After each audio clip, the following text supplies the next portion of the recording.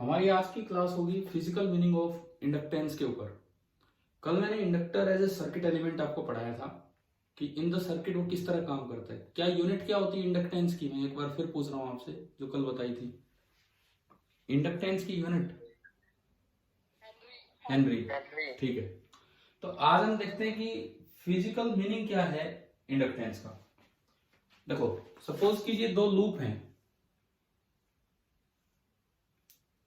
ये ईएमआई का last lecture है और उसके बाद एसी वाली एक क्लास जो कल होगी, एक नहीं दो, एक सुबह एक शाम, जिसमें मैंने आपको सीक्वेंस बताई दी थी। जनरेटर, ट्रांसफार्मर, ये सब कल वाली क्लासेस में ही हो जाएगा।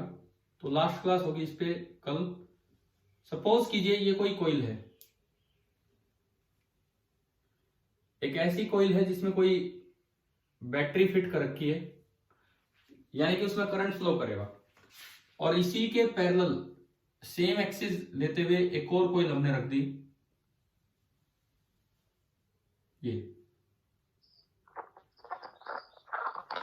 ये सेकंड कॉइल है और ये दोनों कॉइल्स का एक्सिस है। So these are two coaxial coils. मैंने इसको नाम दिया कॉइल नंबर 1 एंड इसको नाम दिया coil number 2। These are two coaxial coils, दोनों का कॉमन एक्सिस है। किसमें करंट फ्लो कर रहा है, कॉइल 1 में कि कॉइल 2 में? 1 में, क्योंकि उसमें बैटरी लगी है तो एक कांस्टेंट सा करंट फ्लो करता रहेगा। और ये करंट आई, ऐसे I1। अच्छा ये बताओ, क्या इसकी वजह से 2 में ईएमएफ इंड्यूस होगा कि नहीं होगा? अभी होगा। स्टार्टिंग से चलते हैं। क्या इस करंट ने अपना मैग्नेटिक फील्ड फैला रखा है यहाँ पे? ठीक है। कैसे फैला रखा है? देखिए, यूं करंट फ्लो कर रहा है तो अंगूठे के अकॉर्डिंग मैग्नेटिक फील्ड, यानी कि पूरे एक्सिस पे जो फील्ड है वो इधर की तरफ है। पूरे एक्सिस पे जो फील्ड है वो इधर की तरफ है और इसकी फील्ड लाइंस ऐसे निकलेंगी, वो इसको भी क्रॉस करके जा रही होगी, यूं बनेगी। इसकी फील्ड लाइन इस तरीके से बनेगी, ये जो हमने दिखाया अभी। अब मैंने जो सवाल पूछा था, एक बच्चे ने जवाब भी दिया था, होगा। अब हमें यही चेक करना होगा कि वो होगा सही है कि नहीं। मेरा सवाल था कि क्या 2 वाले कॉइल में, सेकंड कॉइल में ईएमएफ इंड्यूस होगा? तो जवाब आया था कि होगा। अब देखते हैं क्या ये सही था कि गलत था। सबसे पहली बात, इसकी वजह से यहां फील्ड है, बिल्कुल है, दिख रहा है।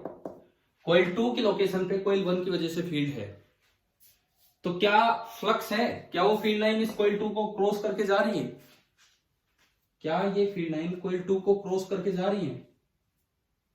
हाँ, तो बिल्कुल फ्लक्स भी होगा। ये होगा 2 बार तो सही है। यहां फील्ड भी है, यहां फ्लक्स भी है। क्या वो फ्लक्स टाइम के साथ चेंज हो रहा है? ना ये चल रही है, ना ये चल रही, ना कोई बैटरी चेंज किया है। इसका मतलब फ्लक्स होगा, लेकिन क्या ईएमएफ होगा? तो ये जिस बच्चे ने जवाब दिया था होगा, उसका आंसर है नहीं होगा। क्लियर? समझ में आ गया ना कि अभी कोई ईएमएफ इंड्यूस नहीं होगा। सबसे पहले यहां तक एक बात हम लिखें, इसके करंट की वजह से जो फ्लक्स हो रहा है, खुद में से जो फ्लक्स होगा उसे बोल देते हैं सेल्फ मैग्नेटिक फ्लक्स। और इसके करंट की वजह से पड़ोसी में जो फ्लक्स हो रहा है, that is mutual magnetic flux. इसमें से जो मैग्नेटिक फ्लक्स होगा, that is called mutual magnetic flux. And इसमें से जो मैग्नेटिक फ्लक्स होगा, that is called self magnetic flux. और मैग्नेटिक फ्लक्स बी पे डिपेंड करता है, बी आई पे डिपेंड करता है। तो ये भी I1 पे डिपेंड कर रहा है और ये भी I1 पे। तो ये वाला जो है that is directly proportional to I1 and this is also directly proportional to I1। आप बताएं, क्या ये इक्वेशन, यहां तक ये इक्वेशन समझ में आई कि नहीं आई? हाँ भाई बोलो, ये इक्वेशन क्लियर है? इसमें से जो फ्लक्स होगा वो इसके करंट पे डिपेंड करेगा, this is known as self flux. उसमें जो करंट होगा वो इस बी पे डिपेंड करेगा और ये बी इसके करंट पे डिपेंड कर रहा है, तो फाई म्यूचुअल भी इस पे डिपेंड कर रहा है, this is known as mutual flux. कि यहां तक आ गई बात समझ में? ठीक है, चलो मैं आगे बढ़ूं। अब देखो, यहां पे जो कांस्टेंट यूज होगा, प्रोपोर्शनलिटी साइन जब भी हटाते कांस्टेंट आएगा, तो जो सेल्फ फ्लक्स होगा वहां जो कांस्टेंट आता है उसे बोलते हैं सेल्फ इंडक्टेंस, एंड जो म्यूचुअल फ्लक्स होगा वहां जो कांस्टेंट आता है उसे बोलते हैं म्यूचुअल इंडक्टेंस। ये है। तो हम इंडक्टेंस क्या होता है वो सीख रहे हैं अभी। एल को नाम दिया जाता है सेल्फ इंडक्टेंस, इस लूप का सेल्फ इंडक्टेंस, या फिर coefficient of self induction, self inductance या फिर कोफिशिएंट ऑफ सेल्फ इंडक्शन। ऐसे ही यहां जो ये एम आया है, एम, इसको नाम दिया जाता है म्यूचुअल इंडक्टेंस, या फिर बताओ दूसरा नाम क्या बनेगा यहां से देख के ऐसे ही, coefficient of mutual induction. Coefficient of mutual induction, coefficient of mutual induction. L जो कल हम सर्किट में यूज कर रहे थे वो एल सेल्फ इंडक्शन था उस अकेले सर्किट का, उस अकेले एलिमेंट का। अच्छा आप देखो, एल हो या एम हो, दोनों की यूनिट सेम आ रही है। यूनिट ऑफ एल और एम, यहां से एल निकालोगे तो एल आया फ्लक्स पर यूनिट करंट, यहां से एम निकाला, एम आया flux per unit current. Magnetic flux की यूनिट क्या होती है? वेबर। वेबर। और करंट की एम्पियर। तो एल हो या एम हो, इसकी यूनिट के तौर पे हमें क्या मिला? वेबर पर एम्पियर। परंतु साइंटिस्ट बहुत थे तो वेबर पर एम्पियर को एक नया नाम दिया गया जो हमने कल पढ़ लिया। क्या बोलते हैं इसे? हेनरी। हेनरी। सिंबल है एच। चलो आप मुझे ये बताओ कि इस इंडक्टेंस की एलओसीएमओ डायमेंशनल फॉर्मूला क्या बनेगा? क्योंकि आपको वेबर का आता है, आपने पिछले टेस्ट में भी लिखा था वेबर वाला डायमेंशनल फॉर्मूला। क्या बनेगा बताओ? M L two T minus two, आगे बोलो। ए कितना? -2।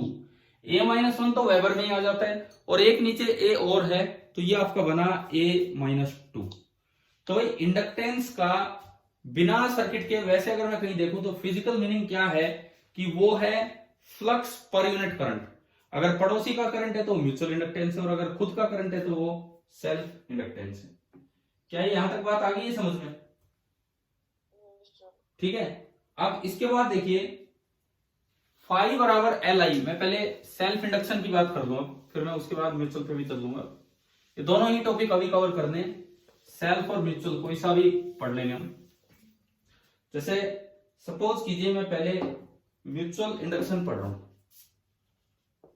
कोई सा भी ले सकते हैं, कोई फर्क नहीं पड़ रहा।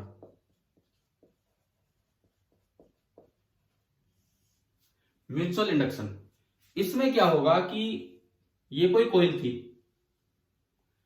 आपने एक वेरिएबल बैटरी लगा दी। ये एरो होता है ना वेरिएबल बैटरी का, कि भाई इसमें करंट आप टाइम के साथ चेंज करवा सकते हैं। ये करंट है I1 और ये टाइम के साथ चेंज हो सकता है। इसके पास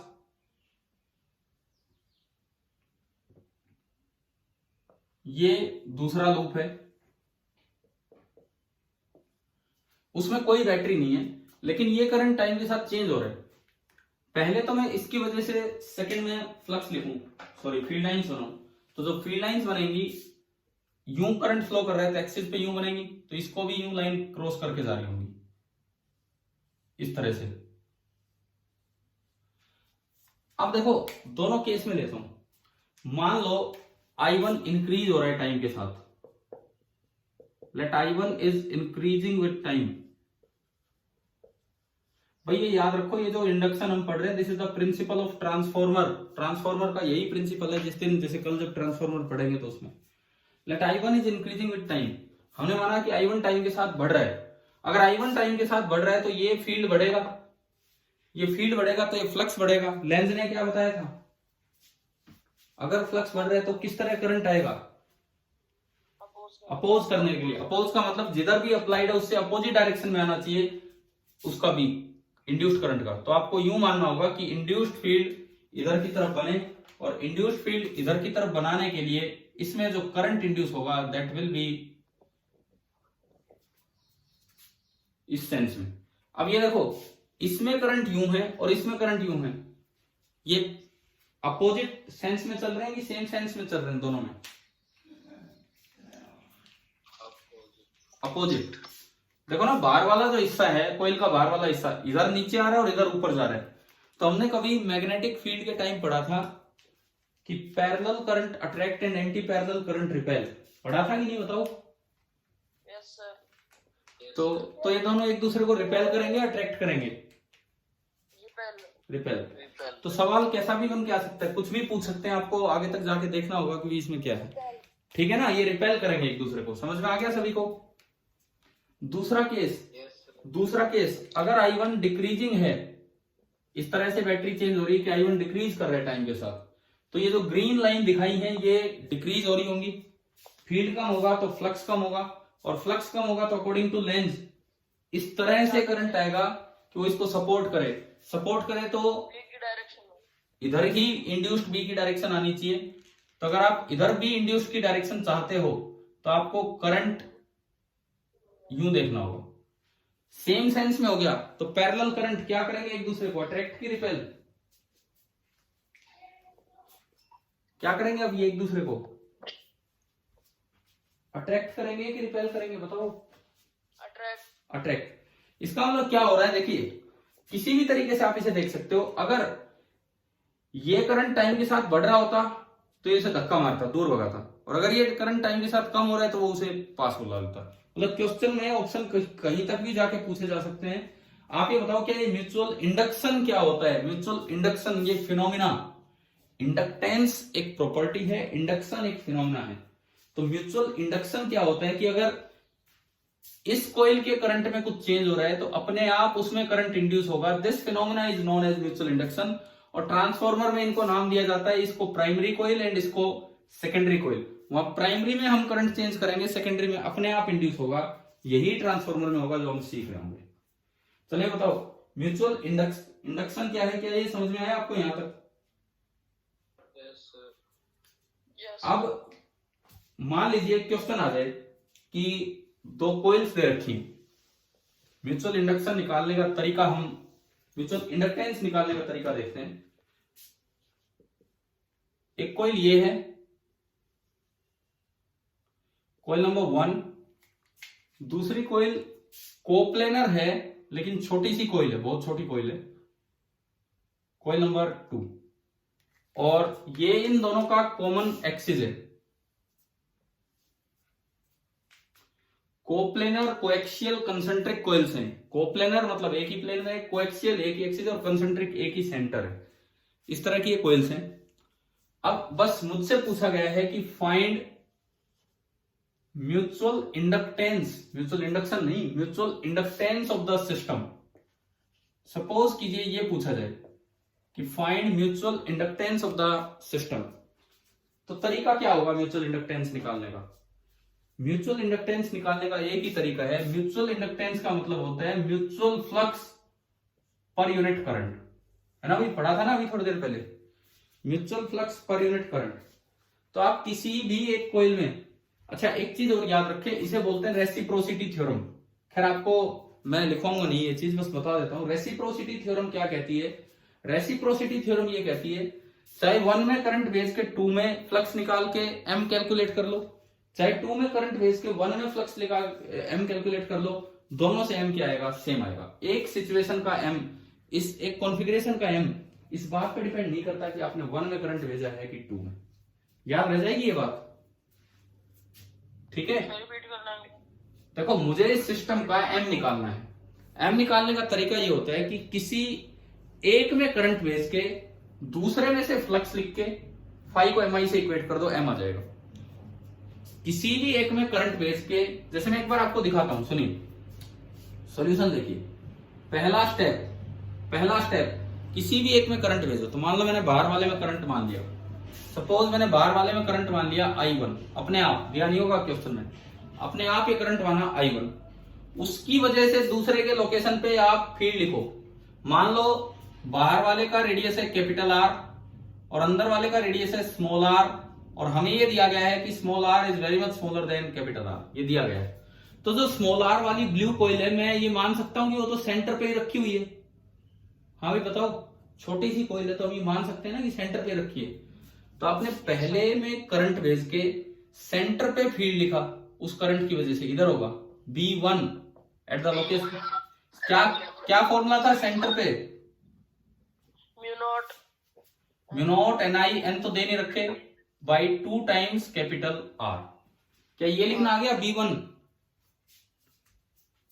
अब आप फाई 2 लिखो, सेकंड में से फ्लक्स, ये म्यूचुअल फ्लक्स होगा, सेकंड में से flux B dot A, second में से फ्लक्स होगा B1 dot A2, B1 dot A2। B1 भी आगे है, सेकंड कॉइल का एरिया भी आगे है, सेकंड कॉइल का एरिया भी आगे, तो दोनों के बीच का एंगल हो गया 0 डिग्री।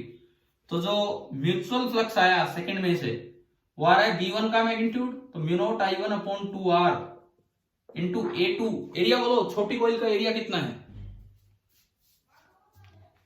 छोटी कॉइल का एरिया कितना है भाई, बोलिए। ए ब्लू एरिया क्या हो गया, बोल ही नहीं रहे। छोटा कितना छोटा छोटा क्या कर रहे हो? कितना होगा ब्लू कॉइल का एरिया? पाई आर स्क्वायर और इंटू कोस 0 डिग्री। तो अगर मैं म्यूचुअल फ्लक्स लिखूं सेकंड कॉइल में से, तो वो आया mu naught pi R square upon 2R और इंटू I1। ये फ्लक्स थ्रू सेकंड कॉइल है, यहां तक आ गया। अब फ्लक्स थ्रू सेकंड कॉइल जो होता है वो प्रोपोर्शनल होता है I1 के, और यहां जो प्रोपोर्शनलिटी कांस्टेंट हम लगाते हैं उसे ही तो M बोलते थे, M I1। तो फाई 2 की जगह आप रख दो M I1 बराबर यही पूरा, I1 से I1 कैंसिल हो जाएगा और मेरे पास M आ गया। कोई फॉर्मूला नहीं है, क्वेश्चन था ये, mu naught pi R square upon 2R। आप बताओ कि आपको म्यूचुअल इंडक्शन ना म्यूचुअल इंडक्टेंस निकालना आया कि नहीं आया? कैसे निकालना होता है बोलो भाई, जल्दी बोलो। म्यूचुअल इंडक्टेंस निकालना आ गया कि नहीं, कैसे निकालना है? दोबारा बता दो है। उस अरेंजमेंट में किसी भी एक कॉइल में करंट भेज के दूसरी कॉइल के लोकेशन पे पहले करंट की वजह से B लिखो। तो हमने इसमें करंट भेज के यहाँ B लिखा, ब्लू कॉइल के लोकेशन पे, ये B हो गया ड्यू टू 1। फिर उस B का फ्लक्स लिख दो सेकंड कॉइल से, तो B1 डॉट A2 हो गया। और लास्ट में वो फाई 2 आया इन टर्म्स ऑफ I1, लेकिन हमने पढ़ा कि फाई 2 तो डायरेक्टली प्रोपोर्शनल होता है I1 के, तो फाई 2 बराबर M इंटू I1। तो फाई 2 को M I1 रख दो, मतलब I1 के अलावा जो बचेगा वो इसका म्यूचुअल इंडक्टेंस है। क्या ये समझ में आया कैसे किया अब? ठीक है, क्लियर है सभी बच्चों को ये वाला काम? अब मैंने एक नाम लिया था जिसको बोलते हैं reciprocity theorem. As such theorem का नाम आपके 10th स्टैंडर्ड में नहीं आएगा, लेकिन इसका मतलब समझ में आना चाहिए कि जब भी कभी किसी अरेंजमेंट में म्यूचुअल इंडक्टेंस निकालनी हो, जब भी कभी किसी अरेंजमेंट में म्यूचुअल इंडक्टेंस निकालनी हो, तो चाहे 1 में करंट भेज के 2 में फ्लक्स लिख के निकाल लो, चाहे 2 में करंट भेज के 1 में फ्लक्स लिख के निकाल लो, M की वैल्यू दोनों से क्या आएगी? बिल्कुल सेम। इसे बोलते हैं रेसिप्रोसिटी थ्योरम। आगे बात समझ में क्या बताइए?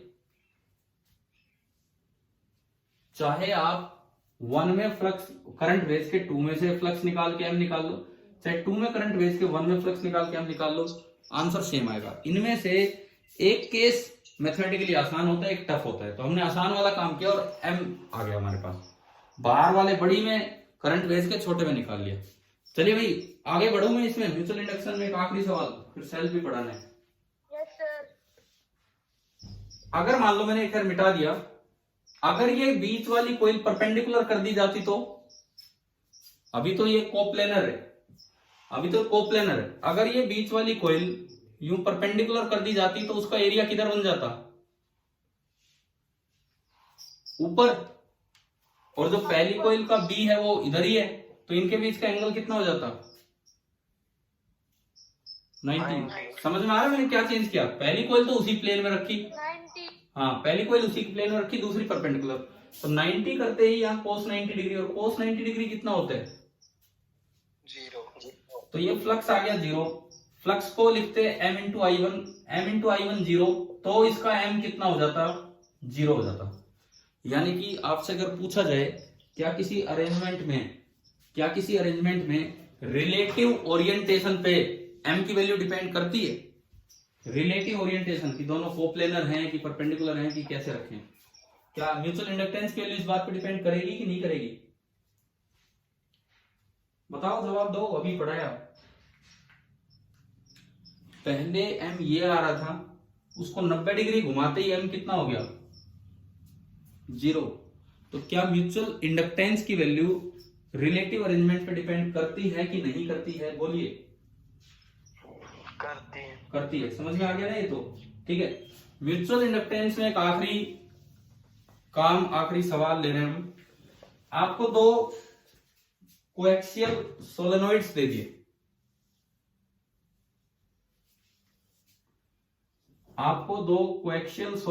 दिए, यूं। एक तो ये मैंने ब्लैक कलर में दिखाया है और दूसरा मैं दिखा रहा हूं ब्लू कलर में। कोएक्सियल है, दोनों का एक्सिस कॉमन है।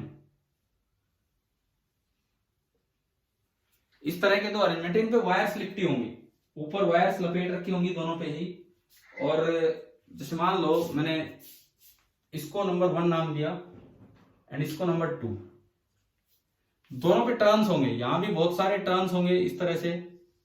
ऊपर वाले पे number of turns per unit length N2 है, पर यूनिट लेंथ। और इस पे भी बहुत सारे टर्न्स होंगे, number of turns per unit length यहाँ पे N1 है। एक में N2 है, एक में N1 है। मुझे बताना है कि इसका म्यूचुअल इंडक्टेंस क्या होगा। रेडियस बाहर वाले का मैंने मान लिया R2 और अंदर वाले का जो रेडियस है दैट इज R1। आपको खाली ये बताना है कि इसका म्यूचुअल इंडक्टेंस क्या होगा इस अरेंजमेंट का। तो भाई वही काम करना है।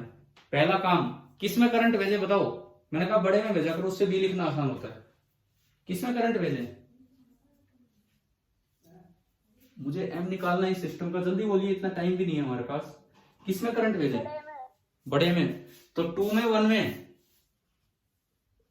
सपोज 2 में करंट भेज दिया I2, उसकी वजह से 1 की लोकेशन पे फील्ड लिखें।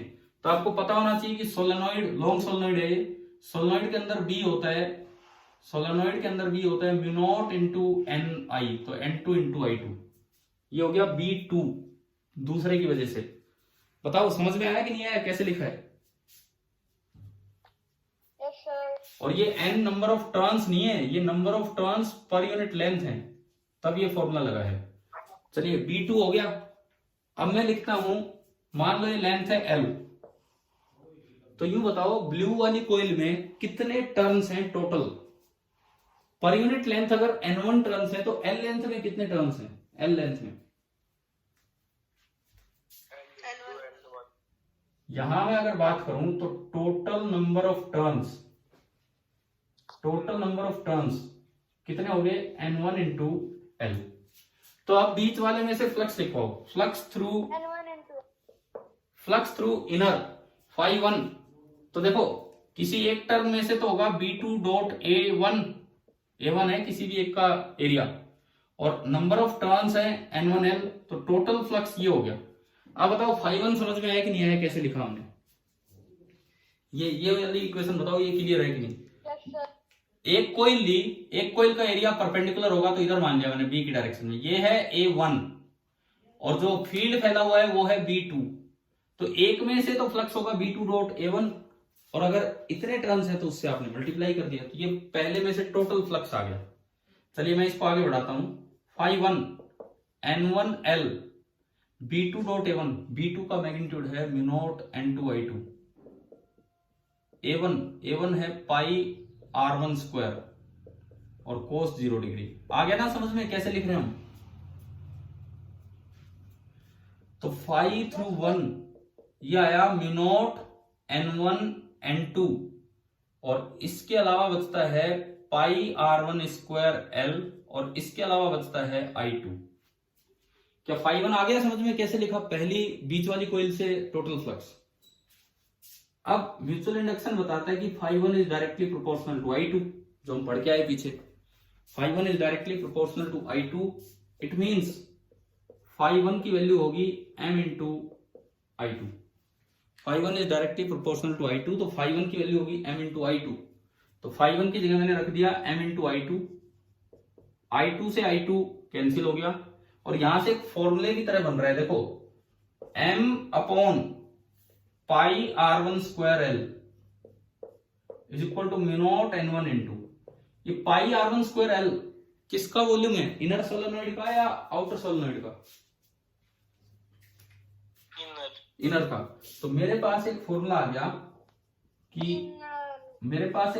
गया कि mutual inductance per unit volume of inner solenoid, mutual inductance per unit volume of inner solenoid, this will be equal to mu naught into N1 into N2, where N1 into दोनों की number of turns per unit length है। Sir एक बार repeat कर लें। Repeat, ये पूरा board पे, ये देखो इधर देखो, मैं बता रहा हूं, ये अरेंजमेंट थी, इसमें N1 turns per unit length थे, ऊपर वाले में N2 turns per unit length थे। हमें इस सिस्टम का, इस सोलेनोइड का, कोएक्सियल सोलेनोइड दोनों की लेंथ L है, मुझे ये निकालना था कि इसका म्यूचुअल इंडक्टेंस क्या है। तो तरीका ये होता है कि किसी भी एक में करंट भेज के दूसरे में से फ्लक्स लिखो, तो बेटर होता है कि बड़े वाले में करंट भेजो। तो हमने बाहर वाला 2 नाम दे रखा था, तो 2 में करंट भेजा ये। अब बीच में थोड़ी देर के लिए हटा दो, कुछ नहीं है। सोलेनोइड के अंदर फील्ड का फॉर्मूला याद है, म्यू नॉट Ni, हमने पढ़ा है पहले मैग्नेटोस्टैटिक्स में, म्यू नॉट Ni। तो ये बन गया V2 is equal to mu naught N की जगह N2 और I की जगह I2, म्यू नॉट Ni, बाहर वाले की वजह से बीच में B, यूं। फिर मैंने उस B की वजह से पहली कॉइल में फ्लक्स लिखा, ये पहली कॉइल बोल दी, वो 1 2 इंटरचेंज हो गई इस बार, पिछले क्वेश्चन से 1 इसको बोल रखा है। तो पहली कॉइल में फ्लक्स लिखा, तो पहली कॉइल में पर यूनिट लेंथ N1 टर्न है, तो L लेंथ में कितने टर्न्स हो गए, N1 इंटू L, और एक में से फ्लक्स होगा B2.A1, B2.A1, तो पूरे N1L में से हो जाएगा इंटू N1L, और B2.A1 करोगे तो B2 का मैग्नीट्यूड इंटू A1 का मैग्नीट्यूड, इसका एरिया इंटू दोनों के बीच का एंगल का कोस 0। इसको थोड़ा आगे बढ़ाया, ये आ गया। फिर flux 1 is directly proportional to I2, यही हम पढ़ के आए आज स्टार्टिंग से। तो phi1 को मैंने लिखा MI2, I2 से I2 कट लेना है, और यहां से M आ जाएगा, और इसको अगर नीचे लेंगे तो एक फॉर्मूले की तरह आ गया कि mutual inductance per unit volume का फॉर्मूला होगा म्यू नॉट N1 N2। क्या अभी बताओ, क्या आपको समझ में आ गया कि नहीं है, कैसे है? आ गया सर। ठीक है, mutual inductance per unit volume is equal to mu naught N1 N2, ये सोलेनोइड के केस में एक फॉर्मूला ही आ चुका है। तो म्यूचुअल इंडक्शन क्लियर हुआ, ठीक है। अब बात आती है कि अगर म्यूचुअल इंडक्शन से कोई ईएमएफ इंड्यूस होगा, अगर म्यूचुअल इंडक्शन से कोई ईएमएफ इंड्यूस होगा तो वो कितना होगा? पहली बात तो ये, अगर म्यूचुअल इंडक्शन से कोई ईएमएफ इंड्यूस होगा तो वो कितना होगा? मैं इसको नाम देता हूं म्यूचुअली इंड्यूस्ड ईएमएफ।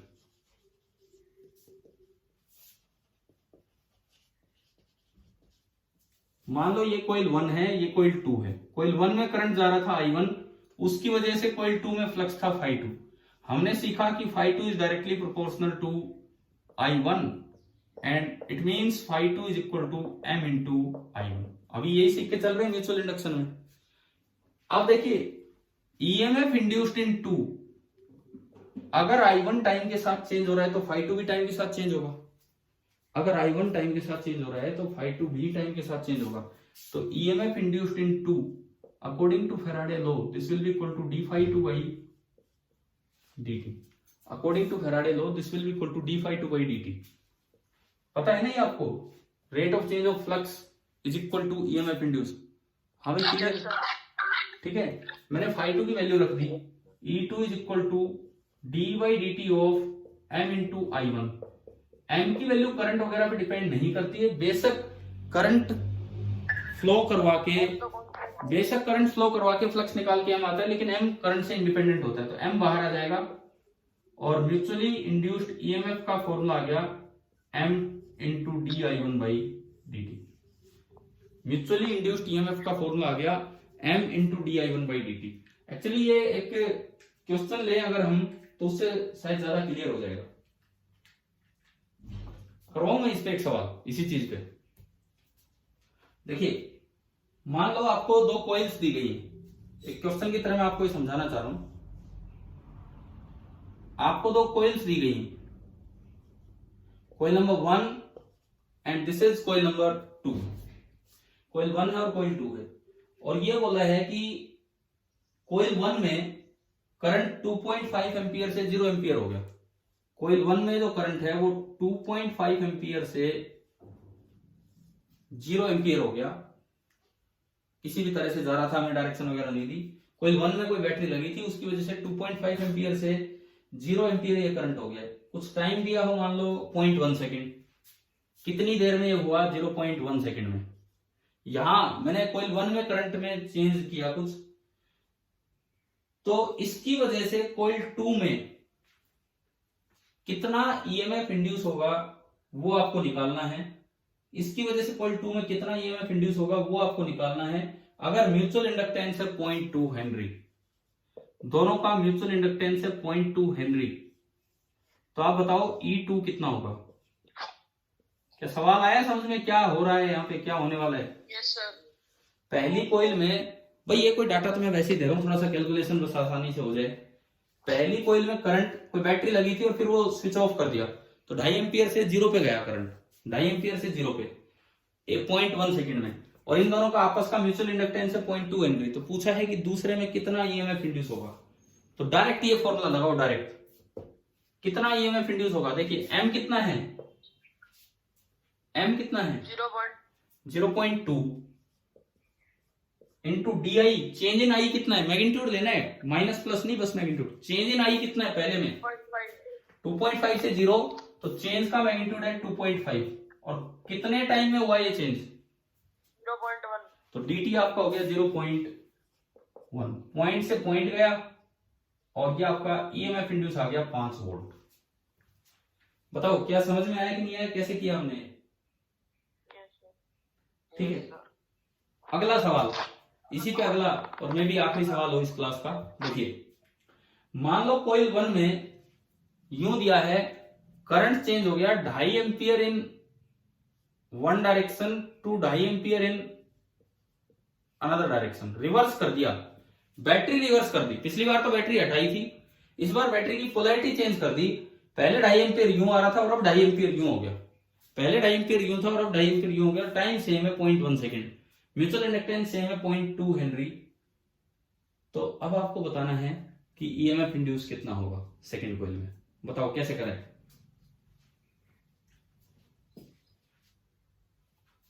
बताइए कैसे करें?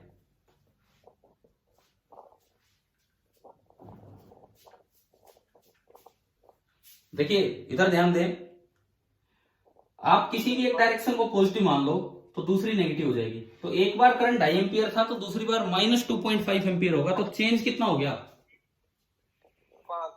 हाँ 5 का। समझ गए हो ना, एक बार 2.5 और एक बार माइनस 2.5 है, तो उनका जो डिफरेंस है 2.5 माइनस 2.5, तो यहाँ 2.5 की बजाय कितना आ जाएगा?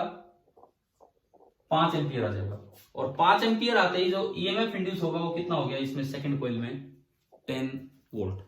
तो अब आप मुझे बताएं कि अब म्यूचुअल इंडक्शन क्लियर हो गया है कि आप सभी को? हाँ जी भी बोलिए,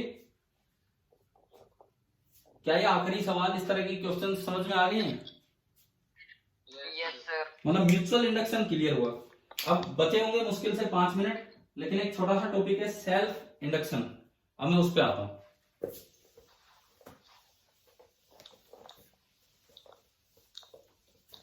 आज का शेड्यूल ये है कि एक और क्लास होगी जिसका टाइम तो शाम के आसपास ही होगा, और फिर शाम को एक टेस्ट है, पूरा ईएमआई प्लस फ्लोटेशन, एसी नहीं, एसी तो कल पढ़ रहे होंगे हम। तो सर शाम को कितने बजे होगा? यार अभी नहीं बता सकता ना, स्कूल का शेड्यूल आएगा, कई चीजें हैं, मतलब और भी क्लासेज हैं 2 और। ठीक है मैं आपको, लेकिन शाम को ही होगा, इतनी जल्दी नहीं, अभी देखते हैं क्या है क्या नहीं। सेल्फ इंडक्शन देखिए, और एक बार मैं फिर बता दूं, अगर ये बीच में जो मीटिंग का टाइम पूरा हो जाता है तो भी मैं 5 मिनट एक्सटेंड करके पढ़ा दूंगा, आप वीडियो लेक्चर देख लेंगे? बताओ। Okay sir. ठीक है, ये बीच में खत्म हो सकती है मीटिंग, तो 5 मिनट में एक्सटेंड कर दूंगा, आप वीडियो लेक्चर देख लेना। सेल्फ इंडक्शन, सेल्फ इंडक्शन सुने, सेल्फ इंडक्शन में क्या होता है कि किसी एक कॉइल में करंट फ्लो कर रहा था, वेरिएबल बैटरी लगी थी, वेरिएबल बैटरी लगी थी जिसकी वजह से करंट इसमें चेंज कर रहा था। खुद के करंट की वजह से खुद में से फ्लक्स होगा, क्योंकि इसकी फील्ड लाइंस इधर होंगी B1, तो खुद में से जो फ्लक्स होगा φ1 that is directly proportional to I1। यहां जो कांस्टेंट आता है φ1 is equal to L into I1, इस L को बोलते हैं इंडक्टेंस या सेल्फ इंडक्टेंस। तो कभी भी अगर सेल्फ इंडक्टेंस निकालना हो तो खुद ही में उसी में करंट भेज के और वहां से L निकाल दो। जैसे एक एग्जांपल लेता हूं मैं, देखिए सपोज एक सोलेनोइड है, एक सोलेनोइड है, उसका रेडियस दिया गया है स्मॉल r, उसकी लेंथ दी गई है L और उस पे टर्न्स लपेटे गए हैं, खुद एक ही सोलेनोइड है, उस पे टर्न्स यूं लपेटे गए हैं and number of turns per unit length है स्मॉल n। मुझे इस सोलेनोइड का सेल्फ इंडक्टेंस निकालना है। अब दो तो है ही नहीं, एक ही है। पहला काम इसमें करंट भेजो I, अब 1 2 करने की जरूरत नहीं है, इसमें करंट भेजो I। दूसरा काम, इस करंट की वजह से इसी की लोकेशन पे B लिखो। B कितना होगा, सोलेनोइड में कितना B होता है, म्यू नॉट NI। तीसरी बात, फिर खुद में से ही फ्लक्स लिख दो, मतलब इसी में से, इसी लूप में से फ्लक्स लिख दो। तो फ्लक्स हमने अभी भी लिखा था, टोटल नंबर ऑफ टर्न्स हो गए N into L into flux through each turn that will be equal to B dot A। 1 और 2 का तो चक्कर ही खत्म, उससे आसान है ये। आ गया समझ में यहां तक? Yes sir. तो N into L into B आपका है mu naught NI, A pi R square, और दोनों के बीच का एंगल है कोस 0 डिग्री, एंगल 0 डिग्री है तो कोस 0 आ गया। तो जो फाई आया वो देखो क्या आया, म्यू नॉट N स्क्वायर एक जगह, पाई R स्क्वायर L एक जगह और I। बस अब तो L निकल ही गया इसमें। कैसे, ये फ्लक्स आया, हम जानते हैं कि ये जो फ्लक्स होता है डायरेक्टली प्रोपोर्शनल होता है खुद के करंट के, यानी कि इस फ्लक्स को आप लिख सकते हैं सेल्फ इंडक्टेंस इनटू I। तो मैंने फ्लक्स की जगह यहां Li, पिछली बार Mi रखते थे, यहां Li, mu naught N square pi R square L और इंटू I से I कैंसिल, और देखो फॉर्मूला आ गया L upon pi R square L is equal to mu naught into N square. ये क्या है, नीचे क्या आ गया इसमें, L के नीचे वॉल्यूम। तो एक डायरेक्ट फॉर्मूला आ रहा है, self inductance per unit volume of solenoid is equal to mu naught N square. अगर mutual inductance per unit volume of inner solenoid लिखना था तो म्यू नॉट इंटू N की बजाय N1 इंटू N2 हो गया था, और यहां N इंटू N हो। क्या ये दोनों फॉर्मूले समझ में आए कैसे निकाले हैं? Yes sir. ठीक है। और एक आखिरी बात, क्या पता टाइम पूरा उससे पहले हो भी जाए, आखिरी बात ये कि self induced EMF, self induced EMF बिल्कुल वैसे ही, बिल्कुल सेम वैसे ही, एक कोई लूप है, इस बार 2 लूप नहीं, एक लूप है, इसमें करंट जा रहा था I1, वो कुछ चेंज हो गया, तो जो फ्लक्स उसकी वजह से फ्लक्स था that was L into I, अगर I करंट था। जो उसमें सेल्फ इंड्यूस्ड ईएमएफ आएगा उसका फॉर्मूला होता है d∅ बाई dt, तो यानी कि L तो बाहर आ जाएगा, और सेल्फ इंड्यूस्ड ईएमएफ का भी यही फॉर्मूला आ गया जैसा म्यूचुअल इंड्यूस्ड का था। म्यूचुअल इंड्यूस्ड का क्या था, M into D by dt, self induced का क्या होगा, L into D by dt। जैसे मान लो इसका सेल्फ इंडक्टेंस दिया हो 2 हेनरी, फटाफट देखो, इसका सेल्फ इंडक्टेंस दिया हो 2 हेनरी और बोला गया है इसमें करंट 2 एम्पियर से या 3 एम्पियर से रिड्यूस होकर 0 हो गया 0.1 सेकंड में, तो बताओ कितना सेल्फ इंडक्शन हुआ है। कोई बात नहीं, आप जो मीटिंग खत्म होगी आप इधर देखिए, 3 एम्पियर से 0 हो गया 0.1 सेकंड में, तो सेल्फ इंड्यूस्ड ईएमएफ होगा L2 di3 अपॉन टाइम 0.1, तो 6 अपॉन 0.1 यानी कि 60 वोल्ट का ईएमएफ इंड्यूस हुआ। तो शायद इस क्लास में मैंने आपको इंडक्टेंस क्लियरली पढ़ा दिया है। पिछली क्लास में कल जो हुई थी उसमें मैंने इंडक्टेंस का सर्किट पार्ट आपको पढ़ाया था, आज उसका फिजिकल मीनिंग बताया है कि क्या म्यूचुअल इंडक्शन है, क्या सेल्फ इंडक्शन है, कैसे इंडक्टेंस निकालते हैं और कैसे उनसे आने वाला ईएमएफ निकालते हैं। तो मुझे लगता है कि इस तरह के क्वेश्चंस आप कर लेंगे। आज शाम को एक और अगली जो क्लास होगी वो फ्लोटेशन पे होगी, देन इवनिंग में टेस्ट होगा, तो आप पढ़ते रहिए। ठीक है, थैंक यू।